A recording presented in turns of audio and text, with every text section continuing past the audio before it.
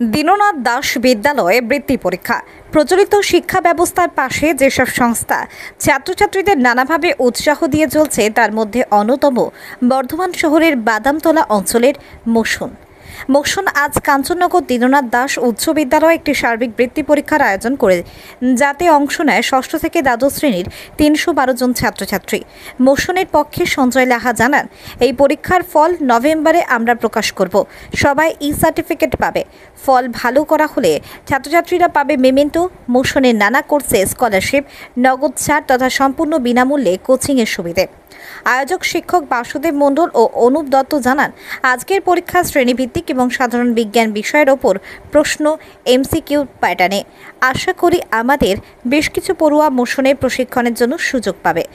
জাতীয় শিক্ষক তথা প্রধান শিক্ষক ডক্টর সুভাষচন্দ্র দত্ত বলেন, শিক্ষা ব্যবস্থায় অব্যাহত সরকারি প্রয়াসের সমান্তরাল শিক্ষা প্রতিষ্ঠানগুলির অক্লান্ত কর্মকাণ্ড সাধুবাদের যোগ্য।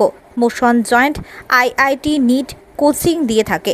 আমাদের বিদ্যালয়ের ছাত্রছাত্রীদের ভবিষ্যতে কর্মসংস্থানমুখী মানসিকতা গঠনের লক্ষ্যে আজ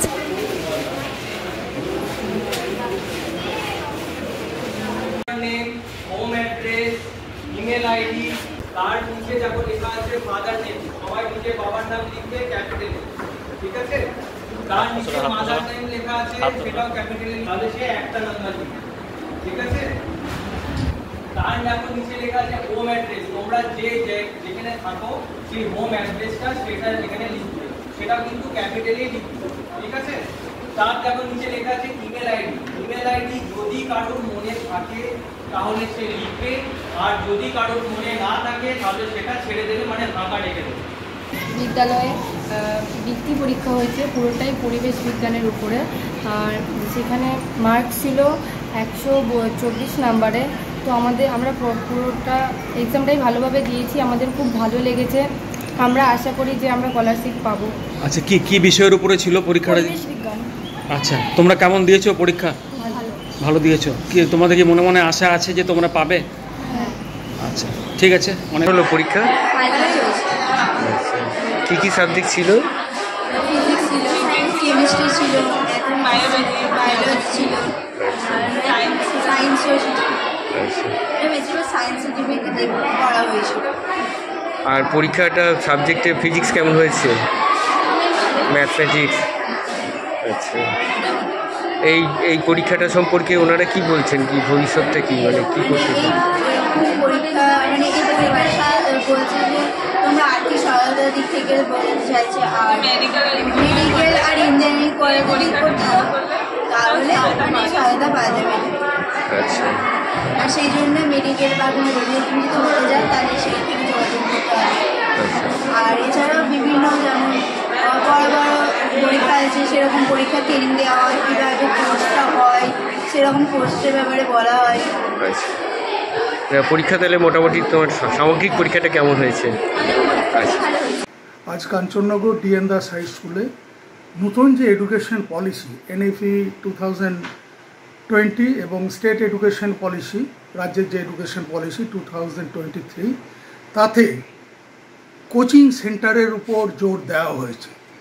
তো আজকে বিদ্যালয়ের তরফে বাসুদেব বাবু এবং আমাদের অনুপ দত্ত স্যার দুজনে বিশেষ একটা কোচিং সেন্টার মোশন, তারা বিনা পয়সায় আমাদের বিদ্যালয়ের 300-রও বেশি ছাত্রছাত্রীকে 6 থেকে 10 পর্যন্ত OMR সিটের মাধ্যমে বিভিন্ন বিষয়ের পরীক্ষা নেয়, এবং ছাত্রছাত্রীও দেখলাম খুব উচ্ছ্বাসের সঙ্গে তারা পরীক্ষাটি এনজয় করে। তা আমার মনে হয় এই ধরনের পরীক্ষা ছাত্রছাত্রীদের যে OMR সিটের মাধ্যমে পরীক্ষা, যেমন ক্লাস 12-এর আমরা 3য় সেমিস্টারটি বোঝাতে তাদের হিমশিম খেয়ে যাচ্ছিলাম, যাতে registration number, roll number A সমস্ত ভুল না করে। তা এখন থেকে যদি ছাত্রছাত্রীরা এইভাবে OMR সিটে যদি প্র্যাকটিস করে তাহলে তারা লাভবান হবে।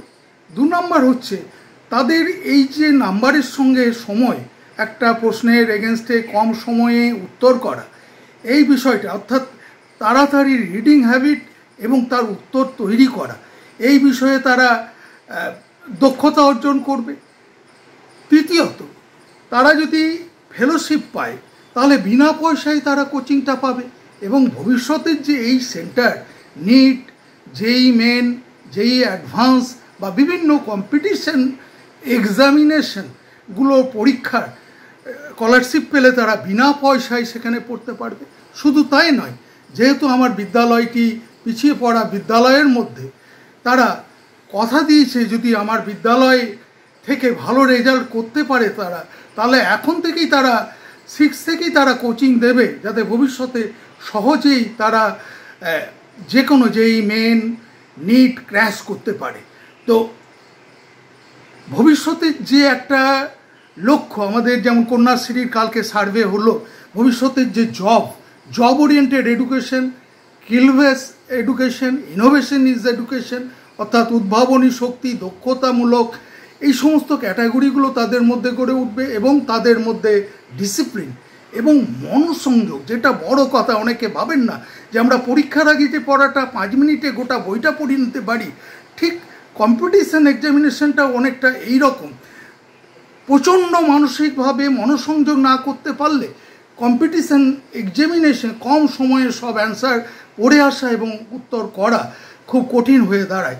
তা আমার মনে হয় ভবিষ্যতের যে education policy, national education policy 2023 এবং স্টেট এডুকেশন পলিসি 2000,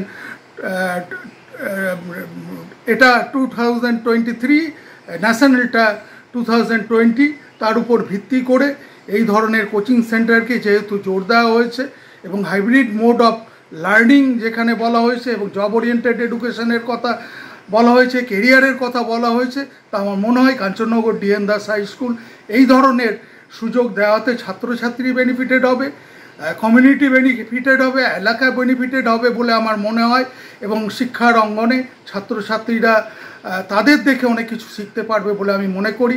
আমি সমস্ত মিডিয়া চ্যানেলকে অসংখ্য ধন্যবাদ জানাই। আমি ধন্যবাদ জানাই এই ধরনের কোচিং সেন্টারকে, যারা মোশনকে তারা বিনা পয়সায় এত জেরক্স 4-5 পাতার করে কোশ্চিন সেট করে এসছেন, ওএমআর সেট করে এসছেন এবং কোশ্চিনগুলো সেইভাবে বুঝিয়ে দিয়েছেন। তা আমি সকলকে ধন্যবাদ জানিয়ে, মিডিয়াকে ধন্যবাদ জানিয়ে এখানেই আমার বক্তব্য শেষ করব। আমি ডক্টর সুভাষচন্দ্র দত্ত, প্রধান শিক্ষক, Kanchannagar DN Das high school. আজ কাঞ্চননগর ডিএন দাস হাই স্কুলে মোশন থেকে এসেছিল, ওরা একটা entrance test, scholarship entrance test বলে পরীক্ষা নিল। ক্লাস 6 to ক্লাস 10, 11, 12 এই পরীক্ষায় অংশগ্রহণ করতে পারেনি কারণ ওদের পরীক্ষা চলছে।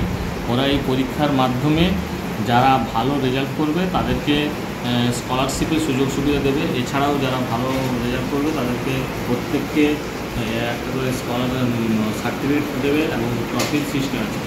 তো এই পরীক্ষাটা মেনলি ওরা সর্বভারতীয় যে এন্ট্রান্স পরীক্ষাগুলো হয়, নিট, জেই মেন, কেভিপিওয়াই, এই ধরনের সর্বভারতীয় পরীক্ষার জন্য প্রস্তুতির জন্য যে কোচিং দরকার হয় সেই কোচিংয়ের ব্যবস্থা করে থাকে। আমাদের বিদ্যালয়ের যে সমস্ত ছাত্রছাত্রী এই পরীক্ষায় ভালো ফল করবে তারা সেখানে বিনামূল্যে পড়ার সুযোগ সুবিধা পাবে, এই ধরনের প্রতিশ্রুতি তারা দিয়েছে। পরীক্ষা চলছে, এখনও শেষ হয়নি। তো যাই হোক, সুন্দরভাবেই পরীক্ষাটা অর্গানাইজড হচ্ছে।